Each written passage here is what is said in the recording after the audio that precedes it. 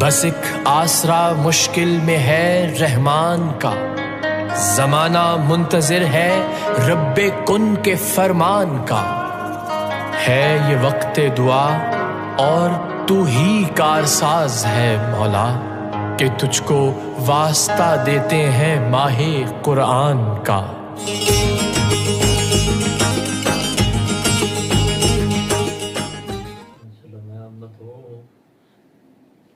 ماشاءاللہ ہمارے علاقے کے گجرانوالہ کے ادارت المصطفیٰ سے محمد عبداللہ مصطفی وہ ہمارے مہمان بیٹھے ہوئے ہیں۔ آپ سب ان کا شکریہ ادا کریں کیونکہ یہ آئے اور آ کر اس پروگرام کو چاند لگائے، تو بڑی ان کی مہربانی، ان کی حوصلہ افزائی۔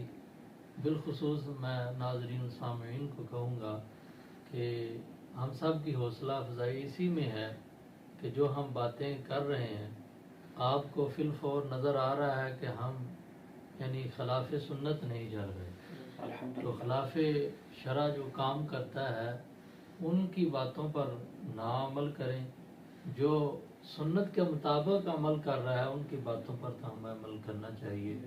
تو میں ایک اشعار میں سے ایک شعر پڑھنا چاہتا ہوں کہ حضور علیہ الصلوۃ والسلام کی مدح سرائی کرنا چاہتا ہوں کہ ایک ماہ مدن گورا سا بدن، نیچی نظریں اور کل کی خبریں۔ ایک ماہ مدن گورا سا بدن، نیچی نظریں اور کل کی خبریں، وہ دکھلا کے پھبن وہ سنا کے سخن، وہ دکھلا کے پھبن وہ سنا کے سخن، مورا جیت لیا سب تن من۔ بے شک اب میں مدعو ہوں جناب محمد عبداللہ مصطفی سے کہ وہ اپنے خطاب کا آغاز کریں، پیارے نبی کے پیارے دین کی باتیں ہمیں سنائیں، جس طرح کہ انہیں علم ہے کہ کل ہمارا جو سیگمنٹ ہمارا پروگرام تھا، ہمارا عنوان تھا سیدہ فاطمہ الزہرا سلام اللہ علیہ مجمعین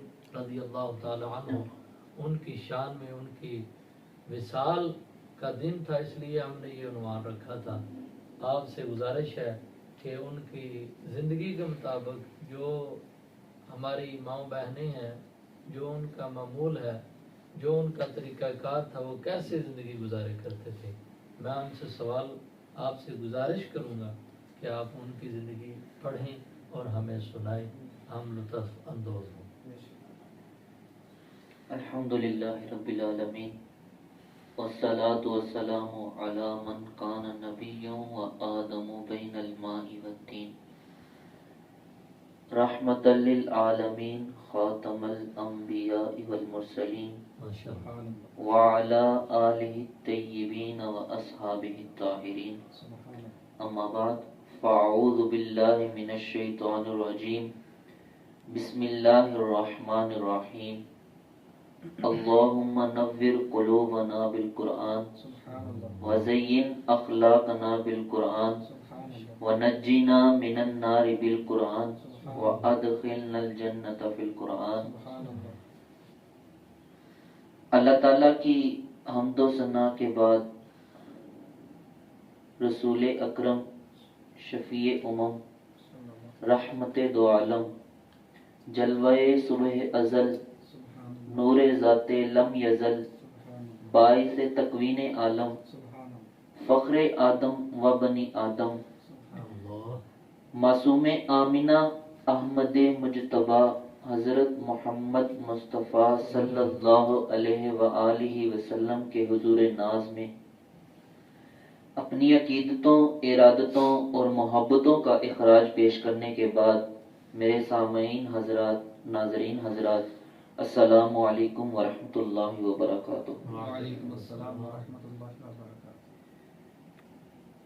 میں آپ نے ایک پیغام دیا نوجوان نسل کو، تو میں اس میں تھوڑا سا اضافہ کرنا چاہوں گا کہ دنیا میں جو سب سے خوبصورت حسین چہرہ ہے وہ یہ ہے کہ جو جنسی کالک سے بچا ہوا ہے۔ تو ہم نوجوان جو نسل ہے اسے چاہیے کہ اس گندے عمل سے جتنا ہو سکے بچیں. تو سفید چادر ہے نا جی، اس پہ اگر داغ لگا ہے نا تو وہ واضح نظر آئے گا.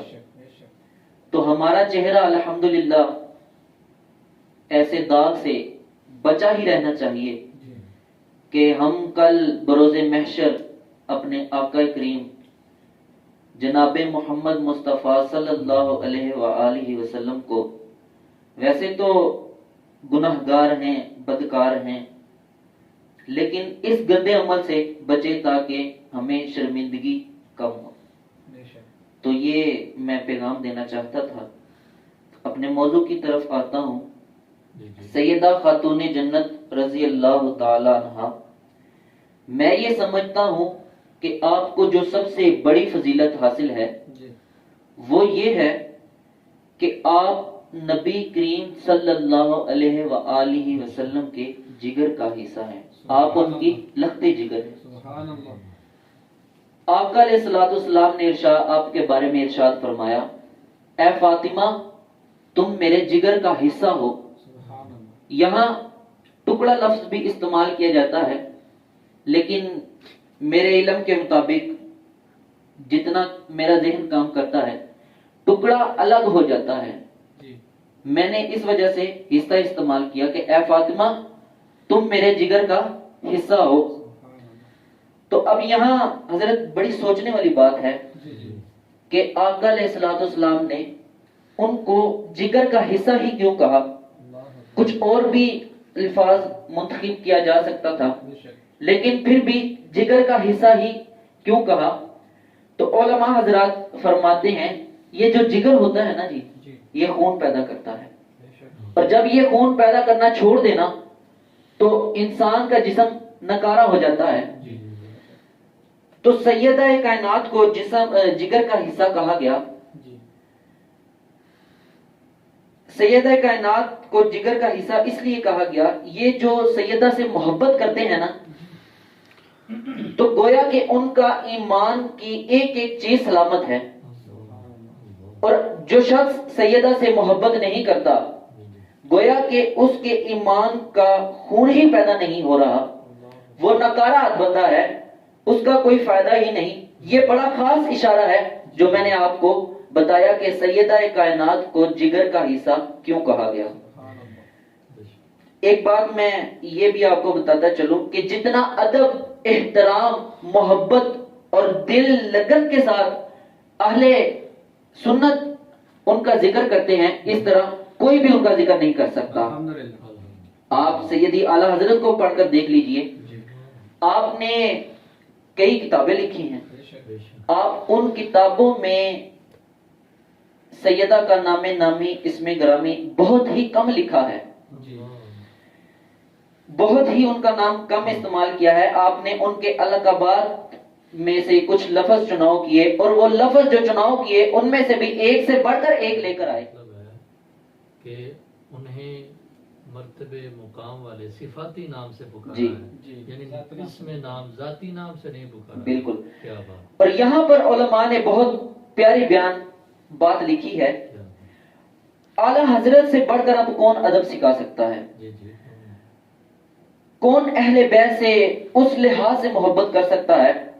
ناظرین کے لیے ایک بات کہہ دوں کہ سیدی اعلیٰ حضرت کو اللہ تعالیٰ نے ٹوٹل 7 اولادیں عطا فرمائی، جن میں سے 2 بیٹے اور 5 بیٹیاں تھیں. تو اب عشق کا درجہ دیکھیے، عشق کے جذبات دیکھیے سیدی اعلیٰ حضرت کا آل بیت کے ساتھ. جب آپ کی پہلی بیٹی پیدا ہوئی نا تو آپ نے ان کا نام رکھا مصطفی بیگم، اور جب دوسری بیٹی پیدا ہوئی تو آپ نے ان کا نام رکھا کنیز حسن، کنیز حسن نام رکھا. اور جب پھر تیسری بیٹی پیدا ہوئی تو آپ نے ان کا نام کنیز حسین رکھا. اور جب چوتھی بیٹی تشریف لائی، جلوہ گر ہوئی، تو آپ نے ان کا نام کنیز حسنین رکھا. اور جب 5ویں بیٹی تشریف لائی تو آپ نے ان کا نام مرتضی بیگم رکھا. تو یہ آپ کی 5 بیٹیاں ہیں اور ان کے یہ نام ہیں. اب بھی لوگ کہیں گے کہ اعلیٰ حضرت ہمیں کیا عشق سکھائیں گے؟ یہ ان کے جذبات دیکھیے، اعلیٰ حضرت سے ان کی محبت دیکھیے، ان کی بیٹیوں کے نام دیکھیے، پھر بھی لوگ کہتے ہیں کہ اعلیٰ حضرت ہمیں کیا عشق سکھائیں گے، جبکہ آپ کی والدہ کا نام حسینی بیگم تھا، آپ کے والد کا نام نکی علی، نکی علی، یعنی کہ نکی کا معنی ہے صاف کرنا، اور جس کو علی ستھرا کرے وہ احمد رضا کا باپ ہے، جس کو علی ستھرا کرے وہ احمد رضا کا باپ ہے۔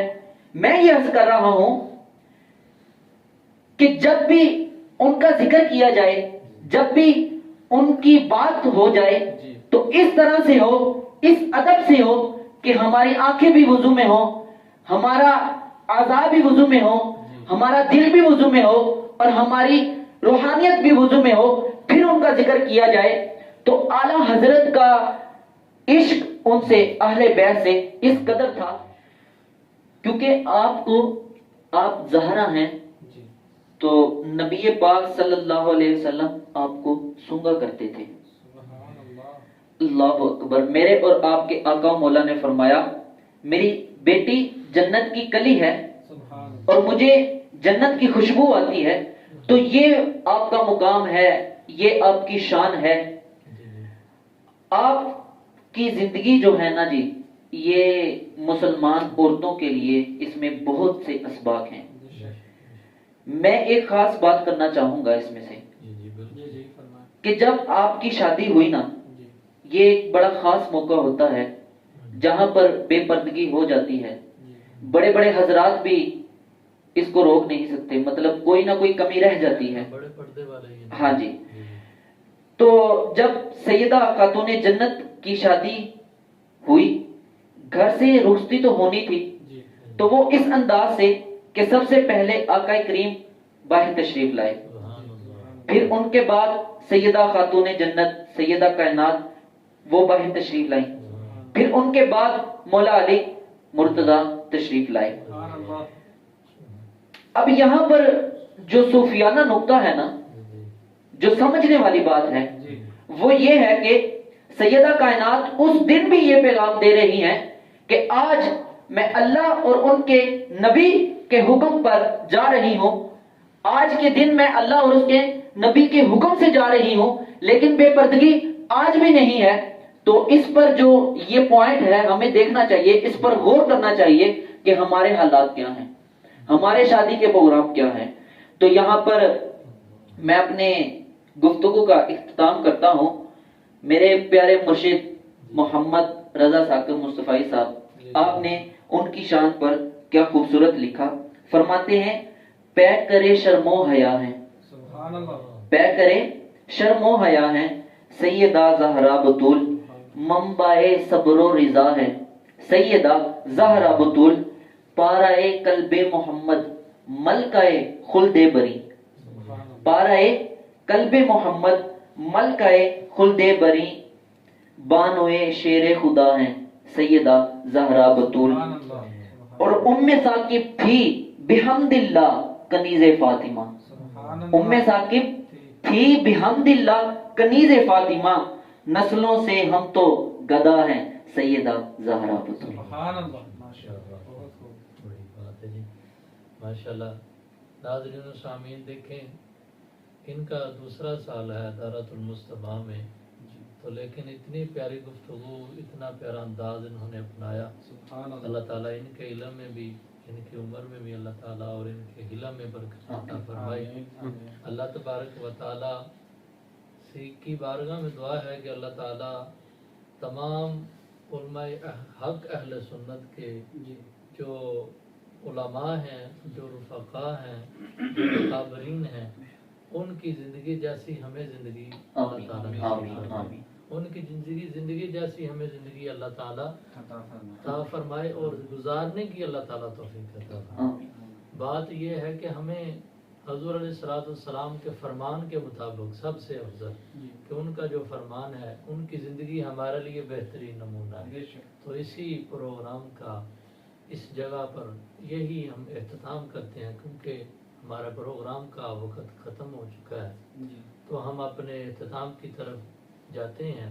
تو ناظرین سامعین کے لیے یہ میرا پیغام ہے نوجوان نسل کے لیے امہات المومنین کا بھی یہی پیغام ہے کہ ان کی زندگی جیسی کیسی زندگی ہے، ان کی زندگی جیسی زندگی ہمیں گزارنی چاہیے۔ بڑی پیاری گفتگو فرمائی محمد عبداللہ مصطفی نے۔ اب اپنے میزبان کو اجازت دیجیے۔ اللہ حافظ، اللہ نگہبان۔